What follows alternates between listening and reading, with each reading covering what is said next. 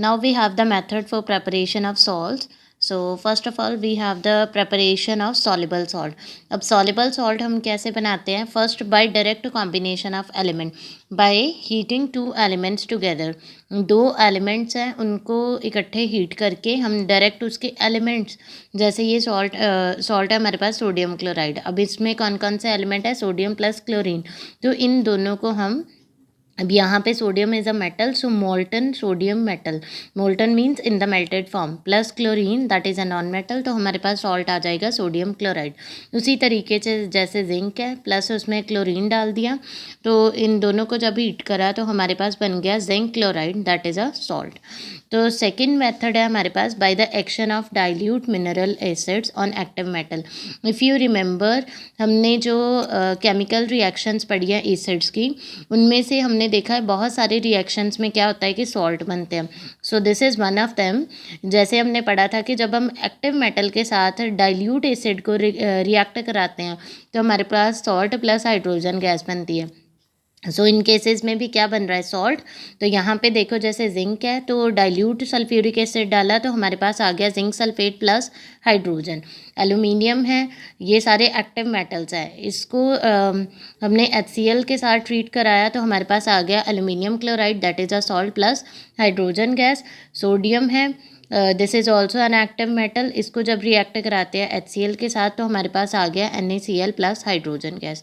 तो इन सभी जो रिएक्शंस हैं, जब भी हम किसी डाइल्यूट मिनरल एसिड को रिएक्ट कराते हैं किसी एक्टिव मेटल के साथ तो हमारे पास उसका कॉरस्पॉन्डिंग सॉल्ट बन जाता है। So the next one we have by decomposition. तो जब हम डीकम्पोज करते हैं किसी सब्सटेंस को तो उससे क्या होता है कि हमारे पास सॉल्ट आ जाता है। जैसे by decomposition of metal hydrogen carbonate, तो अब मेटल हाइड्रोजन कार्बोनेट है, जब ये किसी एसिड के साथ रिएक्ट करके ये डीकम्पोज करेगा मीन्स ब्रेक डाउन होगा तो हमारे पास आ जाएगा NaCl water plus carbon dioxide. तो इन केसेस में क्या हो रहा है? हमारे पास सॉल्ट आ रहा है by decomposition of metal carbonate. So this was about metal hydrogen carbonate, so this is about metal carbonate. जैसे कॉपर कार्बोनेट है, इसको जब HCl के साथ रिएक्ट कराया तो हमारे पास salt water plus carbon dioxide आ गई। और अगर आपको याद हो तो जो हमने एसिड की केमिकल प्रॉपर्टीज़ में सेकंड प्रॉपर्टी पढ़ी थी कि when acid react with metal hydrogen carbonate और metal carbonate we get salt water plus carbon dioxide. तो ये वही केमिकल प्रॉपर्टीज़ हैं, लेकिन इसमें अब हम कैसे पढ़ रहे हैं कि कौन से मेथड्स हैं, जैसे कौन से वेज हैं जैसे हम जिनसे हम सॉल्ट बना सकते हैं। सो the next one is bye decomposition of metal chloride. अब जैसे डीकम्पोजिशन होती है मेटल क्लोराइड की, ये भी पीछे हमने केमिकल प्रॉपर्टीज़ में पढ़ा है, केमिकल प्रॉपर्टीज़ ऑफ एसिड, कि जैसे हमारे पास ये मेटल का क्लोराइड है, इसको जब हमने सल्फ्यूरिक एसिड के साथ, जिसको हम हाइड्रोजन सल्फेट कहते हैं, तो यहाँ पे आपके नोट्स में ना गलत है, मिसप्रिंट है, तो यहाँ पे हाइड्रोजन कर लेना। हाइड्रोजन सल्फेट के साथ रिएक्ट कराते हैं तो हमारे पास आता है सोडियम सल्फेट प्लस HCl, तो यहाँ पे भी हमें क्या मिल रहा है? एक salt. So then the next one is by the process of neutralization. Now you very well know what is neutralization. When acid react with base, it gives salt and water. So this is known as neutralization reaction. So इस neutralization method से भी हम salt की production कराते हैं।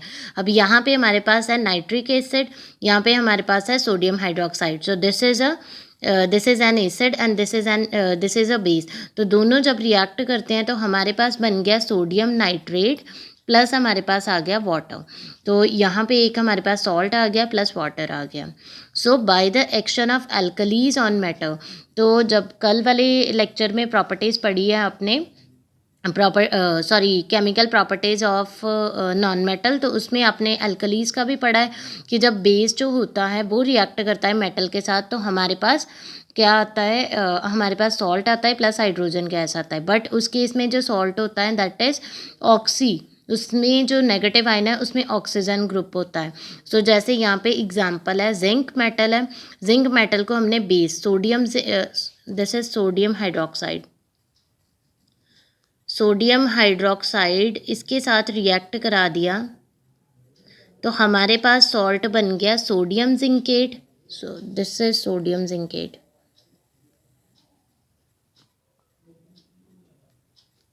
अब ये जो सोडियम जिंकेट है, यहाँ पे ऑक्सी ग्रुप है इन इट्स एनायन, साथ में हमारे पास हाइड्रोजन गैस रिलीज होगी। अभी इन सभी रिएक्शंस में, चाहे वो एसिड की हो चाहे वो बेसिस की, हमने केमिकल रिएक्शंस भी पढ़ी हैं, इन सभी में क्या हो रहा है कि सॉल्ट की प्रोडक्शन हो रही है और these all salts are the soluble in water. So next we will study about the general method of preparing insoluble salt. अब कैसे हम वो सॉल्ट्स बनाते हैं जो पानी में वाटर में इनसॉल्युबल होते हैं। For example the first one is by direct combination of elements. पहले तो हम डायरेक्टली जो एलिमेंट्स हैं उनको कंबाइन कर देते हैं। अब इसमें हम देखते हैं कि when metal powder is heated with sulphur, कोई मेटल का पाउडर है उसको हमने क्या किया, सल्फ़र के साथ हीट कर दिया, we get the corresponding metal sulphide which are insoluble salt. हमें कोई भी उसका जो भी हम मेटल लेंगे, मेटल का जो सल्फाइड बन जाएगा दैट इज़ अ सॉल्ट, और वो सॉल्ट जो होगा that would be insoluble salt. अब जैसे यहाँ पे एग्जाम्पल में हमने लिया लेड। अब लेड को हमने सल्फ़र के साथ क्या किया, हीट कर दिया, हमारे पास बन गया lead sulphide. So lead sulphide is an insoluble salt. अगर मान लो लेड की बजाय हम कोई और ले लेते हैं, फॉर एग्जांपल हमने टिन ले लिया या हमने आयरन ले लिया, उसको हमने सल्फ़र के साथ हीट किया, तो जो हमारे पास सॉल्ट आएगा यानी आयरन सल्फाइड या टिन सल्फाइड, तो that would be insoluble salt. So the second one is by double displacement of two soluble salt. दो सॉल्युबल सॉल्ट्स हैं, तो ये अगर आपको याद हो हमने फर्स्ट चैप्टर में रिएक्शन भी पढ़ी थी, डबल डिस्प्लेसमेंट रिएक्शन। तो double displacement of two soluble salt, हमारे पास दो सॉल्ट है, सॉल्युबल है, इनकी जब डबल डिस्प्लेसमेंट होगी तो एक हमारे पास इनसॉल्युबल सॉल्ट आएगा जिसके प्रेसिपिटेट्स बनते हैं, प्लस हमारे पास सॉल्युबल सॉल्ट आएगा। फॉर एग्जांपल अब यहाँ पे NaCl है, सोडियम क्लोराइड, ये आपको पता है this is soluble in water, then silver nitrate, this is also soluble in water. इन दोनों के जब सॉल्युबल जो सॉल्यूशंस होते हैं, जब इनको मिक्स करते हैं तो डबल डिस्प्लेसमेंट होती है। यहाँ से सोडियम जो है वो नाइट्रेट के साथ लग जाता है और जो सिल्वर है वो क्लोरीन के साथ लग जाता है। तो हमारे पास बन गया silver chloride which is insoluble. ये प्रेसिपिटेट की फॉर्म में बनता है, ये सॉल्युबलाइज नहीं होता वाटर में। साथ में हमारे पास आ गया sodium nitrate, this is in the form of solution because this is soluble. Then हमारे पास है जैसे बेरियम क्लोराइड है एंड सोडियम सल्फेट है, तो बेरियम क्लोराइड और सोडियम सल्फेट के दोनों के सॉल्यूशंस को जब हम मिक्स करते हैं तो हमारे पास आ जाते हैं precipitate of barium sulphate plus sodium chloride which is soluble. क्योंकि एक सॉल्युबल सॉल्ट बन रहा है, एक हमारे पास इनसॉल्युबल आ रहा है जो कि प्रेसिपिटेट की फॉर्म में आ रहा है। अब यहाँ पे भी आई थिंक अब तो आपको बिल्कुल क्लियर है, हमारे पास बेरियम के आयंस बनेंगे, क्लोरीन के आयन बनेंगे, सोडियम के और सल्फेट के। तो जो बेरियम के आयंस है वो सल्फेट के आयन के साथ अटैच होके बेरियम सल्फेट बना देंगे, और जो सोडियम है वो क्लोरीन के साथ लग के सोडियम क्लोराइड बना देगी। So the next one is lead nitrate and sodium sulphate. अब लेड नाइट्रेट है, इसका सल्यूशन है सोडियम सल्फेट का सल्यूशन है। दोनों को जब हम मिक्स करेंगे तो ये डिसोसिएट हो जाएगा lead ions plus nitrate ion, ये डिसोसिएट हो जाएगा sodium ions plus sulphate ion. तो जो लेड है वो सल्फेट आयन के साथ लग के ये बना देगा precipitate of lead sulphate, plus हमारे पास सॉल्युबल सल्यूशन आ जाएगा सोडियम नाइट्रेट का। So next we have the family of salts.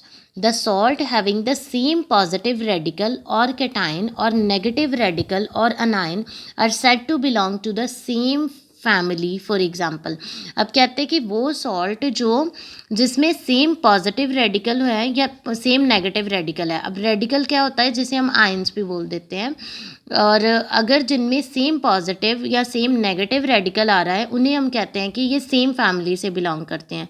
सो इसको अब हम एग्जांपल्स के थ्रू देखते हैं।